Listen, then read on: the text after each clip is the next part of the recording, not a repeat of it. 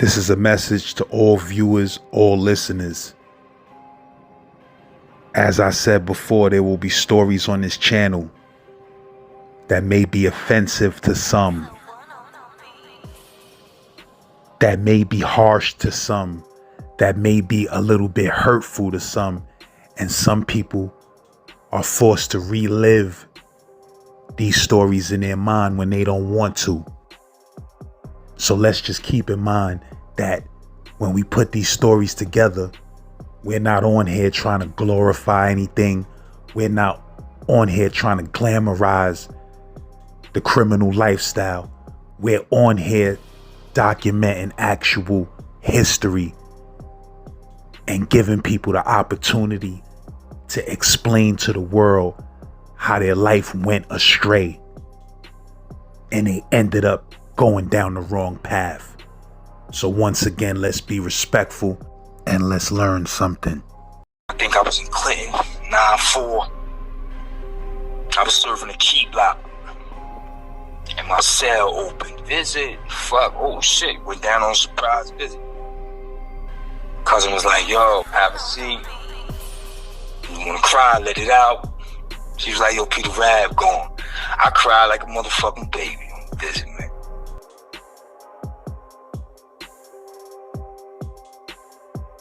Like I said, I was 12, 13 years old, early 80s, 85, 86, doing what I do, and being a badass kid, just being a badass kid.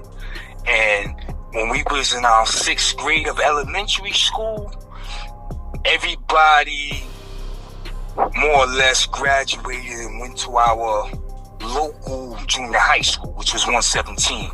All the LG, Notion Avenue, Marcy niggas, Tompkins niggas, that was our school.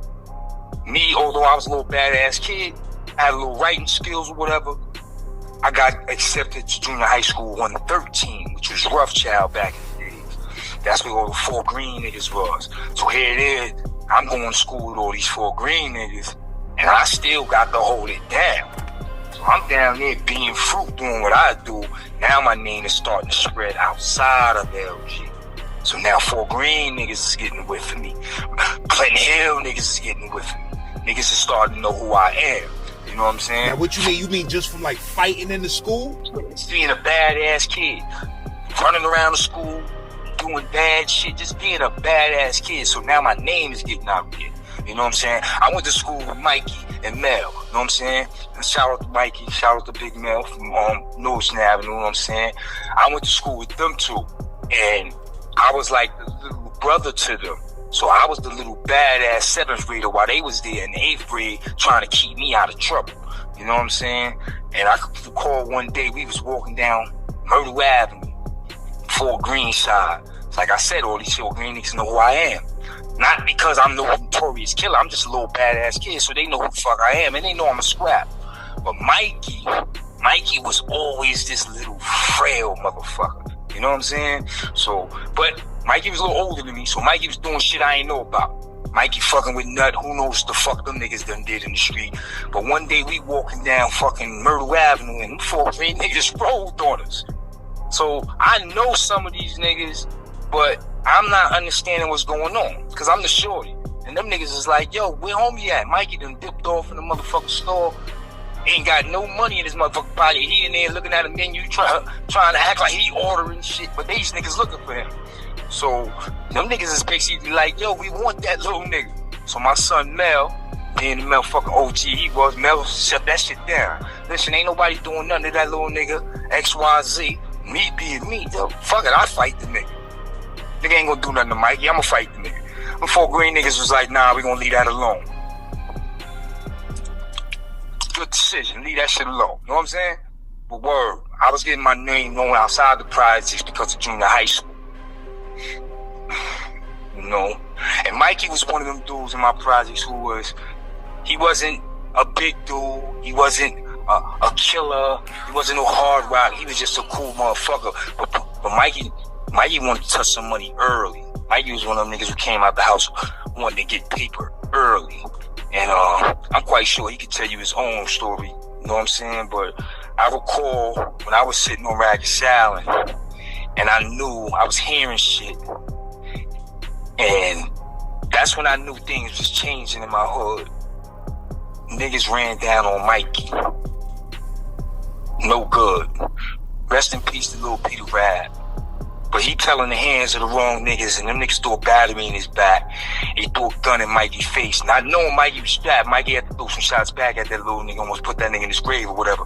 But that's when I recognized, I was like, yo, niggas threw a gun on Mikey. Like, what the fuck is going on in LG? But I'm sitting on Ragged Island going through what I'm going through. But that's when I recognized from afar, LG was starting to change. What you mean? He tried to rob, son? Yeah, I don't know all the particulars. Mikey can give you that shit himself, you know what I'm saying? But I know my little man, Peter Rab, rest in peace. Nicky's put a gun in my little man's hand and sent him at Mikey. Little nigga ain't know no better. He ran down on Mikey. He tried to book Mikey, bag Mikey for some jewels and shit or whatever, but he ain't know Mikey was strapped. Mikey threw shots back at that little nigga, you know what I mean? Put that nigga in his place real quick. You know what I mean? Lucky he ain't blow his fucking head off. You know what I'm saying? For listening to niggas doing some dumb shit like that. But when that shit went down, I knew from afar, like, yo, my projects is changing. The fuck? This is 9-3. Because it was at a time when my whole crew was locked up in the full building and Peter Rab got bailed out. And he was the only one out there. That's why I say he fell in the hands of the wrong niggas. So Peter Rab was out in the projects with his head cut off because people was all on the island. And niggas scooped him up, threw a battery in his back, and he did that bullshit to Mikey. But like I said, that was 9-3. And yeah, that's when I recognized shit was changing in my hood. Shit was changing. I remember when it was never like that. I remember when it was all about niggas sticking together. My LG had a reputation that everybody was in my hood, son. Notion Avenue niggas got roots in LG. Fort Greene niggas got roots in LG. Brownsville niggas got roots in LG. East New York niggas got roots in LG. If a nigga was in LG, they was in LG for a jam, cause we had Kane and Biz and all them niggas rocking 4 record deals. They wasn't in there for a jam. They was in there running behind boosting bitches. Them bitches Big be talking about. Rest in peace, Biggie. Them Cabana bitches. The niggas was in LG chasing behind them. If they wasn't chasing behind them, the niggas was at the dice game. LG was a place where everybody wanted to be at one time, son. Everybody. Everybody wanted to be there at one time. I remember those days. I was a young dude, but I just remember, you know, hearing that projects was just always live. It was always live. It was always something going on in there. That's a fact. That's a fact. That's a fact. It was always something going on in LG. Always. Always something going on in LG. Then when that crack shit came in, and everybody got a taste of that shit, and everybody wanted to start getting money, niggas was shining. Niggas was doing what they do. But to put that shit all in a nutshell, you know, everybody want to go to the situation with CMB and Wise and Nut and all that dumb shit. That ain't what LG was about. You know what I'm saying? That ain't what LG was about. You know what I'm saying? Not at all. LG wasn't about that. It happened. It was ugly. But that's not what we was about, son. You know what I'm saying? If niggas want to know what was the history of Wise and Nut, I could tell you what that was. That shit didn't happen because them niggas was 2 drug dealers and them niggas had a beef. Then I remember when them niggas was teenagers in Midtown and they had friendly competition in Midtown, son. Them 2 niggas had a friendly competition that was bubbling. Like when you take a soda can and you shake it up, now you shake a soda can up before it explode, you open it and it busts. But if you don't, you drop it, it shit'll bust anyway. Them niggas had a rivalry that stemmed from Midtown, but it was friendly then. You know what I'm saying? Another go to Midtown, take some money, come back. Wise go to Midtown, take some money. They compete on how much money each one of them took. It was fun to them niggas back then. But then when that shit came to that drug shit, that shit got personal. That shit got personal with them because they, both of them died in competition with each other. And that shit was crazy, son. It was heartbreaking. It was heartbreaking, man. And if it was left to them 2, just the 2 of them, Wise and Nut, None of that shit would never happen. Them two brothers will still be here today in their 50s, getting plenty of motherfucking money, talking shit about each other, still trying to outdo each other. That's what them two niggas would be doing today. It was the fucking outside influences who destroyed them two kids, man. It was the outside influences. That's real talk. That's my personal opinion, man. I wasn't there for that shit, but my deep heart tells me that's what happened. Outside influences took them niggas away from us, man. Rest in peace to both of them. You mean outside influences like outside of LG? No. Outside influences. I mean just like the people around them, niggas in their circle. Yeah, not the two of them. Because if it was left for the two of them, if it was left up to the two of them, just the two of them, to beef, fight, and hurt one another, wasn't there, one of them niggas gonna kill each other because everybody knew, so the other one was gonna go to jail. Like, they couldn't do that to each other. You understand what I'm saying? Yeah. That shit was going on too long. If one of them died, the other one was gonna go to fucking jail. You know what I'm saying? So if it was left to just the two of them, that shit wouldn't have happened like that. It was these outside niggas that created what happened.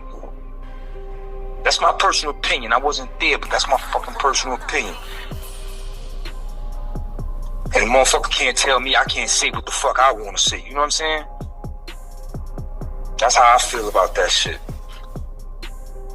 Those was two of the best that did it in the LG, man. And it's sad how we lost both of them motherfuckers. So on the course of your bid, did you ever run into other LG dudes coming in and out the penitentiary on other bids? While you was on your bid, you ever ran into any of these dudes in the pen? In what regard? Because when I came, remember, I was young, so I went away before everybody started going away. You know what I'm saying?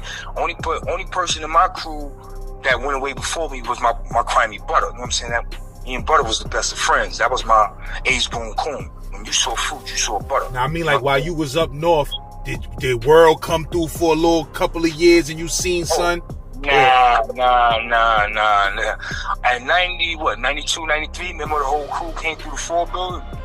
They all came through the 4 building. I had to set shit straight, make sure everybody was right. Rest in peace, my man Big Belly Man. He was so mad at me. He was like, yo, man, all them little niggas come through the building, you gotta let them niggas go through it. I was like, nah, not on my watch. Them niggas ain't gonna be fighting over no motherfucking phones and all that shit. Them niggas gonna get the red carpet because that's my people. And that's what it was. But that was the only time I was locked up with any of them niggas. I ain't running to none of my little crew the whole 23 years. Yeah, I ain't running to none of them. None of them crossed my path. Which was a good thing, because them motherfuckers was out there getting caught up in what the fuck they was doing, and I ain't had nothing to do with that shit. Leave me be. You know what I'm saying? Leave me be. Do my motherfucking time.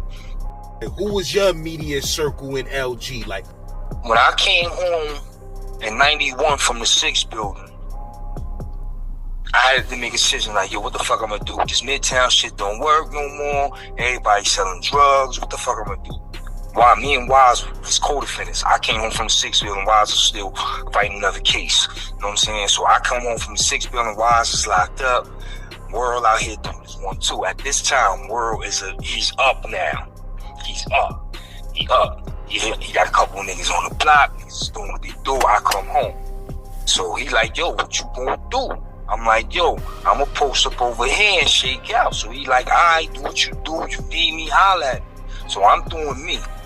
But in the midst of me doing me, God bless his soul, Ron K off of Grand Ave, that was my crimey. Homie Ron K, little Ron K. The big Ron K, that's the one who got in my Project 87. That's the one who screwed Nut up. That's big Ron K. May he rest in peace. But it was a little Ron K off of Grand Ave. May he rest in peace as well. 9-1, my boy Peter Rab, God bless his soul. Peter Rab brings Ron K to my crib. Like, yo, K want to talk to you. I'm like, yo, what's good? So K like, yo, I just cussed down. Niggas down there on Grand Ave, they feel some way about me. Niggas are shaking because K was a shooter. K was 360 motherfucker. Like, one day he this nigga, the next day he that nigga. He was bugged the fuck out. So the Grand Avenue niggas was scared. So he was like, yo, son, me and you might as well get together and do what we do. Alright, fuck it. I start fucking with Ron K. So it's me, Ron K, and my little man Hastings, Stack. Rest in peace, Stack of Dollar. 3 deep, we doing what we do. So I fucked with the two of them for about 6 months. But at the same time, World still doing what he doing the projects. We still in the same crib. We still break night, eat, sleep, shit in the same house. But everybody getting their own money. Ain't nobody at the same table. We just a family. So the night that shot was fired and I caught my case, that's who I was fucking with. Ron K and Hastings. Those was my two guys. And you talking about with y'all was getting money with the Krills?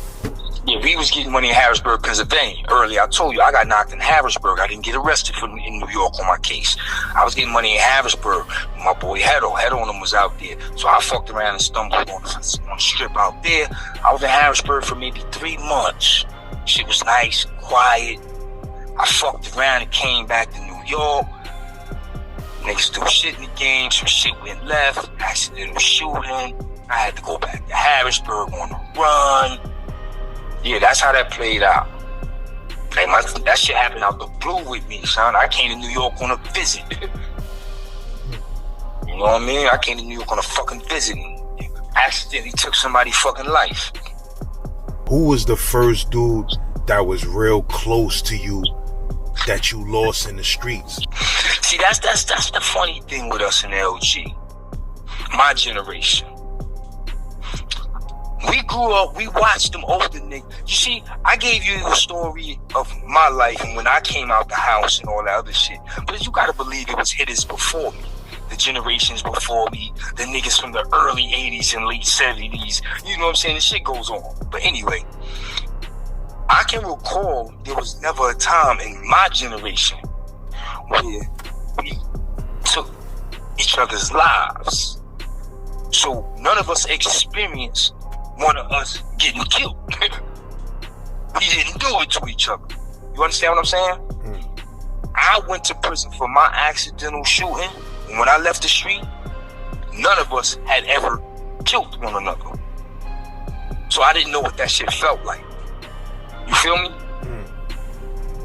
Other than my situation, because I grew up with her too, so she was a friend to me. And I took her life and losing her, I had to go through that. But other than going through that, I didn't lose any childhood friends in the street before I was incarcerated. But while I was incarcerated, the first person that died, that it hit me, was when Peter Rabb died. Peter Rabb died, I think I was in Clinton, 9-4. I was serving a key block. And my cell open. Visit. Fuck. Oh shit. Went down on a surprise visit. Cousin was like, yo, have a seat. You wanna cry, let it out. She was like, yo, Peter Rabb gone. I cried like a motherfucking baby on the visit, man. I cried like a motherfucking baby. But other than that was the first person that I felt I lost as a childhood friend to the street. Peter Rabb. And how old was son when he went back to the Essence? Shit. I was in Clinton. This is 94. Or was it? I'm lying. It was the top of 95. I'm lying. It was the top of 95. It was the top of 95 because Pac just came to the building. So this was like, I got that visit like early 95 and then the first 2 months of 95. So in 95, I might have turned 21, 20. So Peter Rabb might have been 20. I don't think he lived to see his 21st birthday. I could be wrong, but I don't think so. And how son died, if it can be spoken about. Oh, Peter Rabb got shot. Like I said, remember I told you, he was out there by himself while the whole crew was locked up on Rikers Island. So he out there, he did that dumb shit to Mike.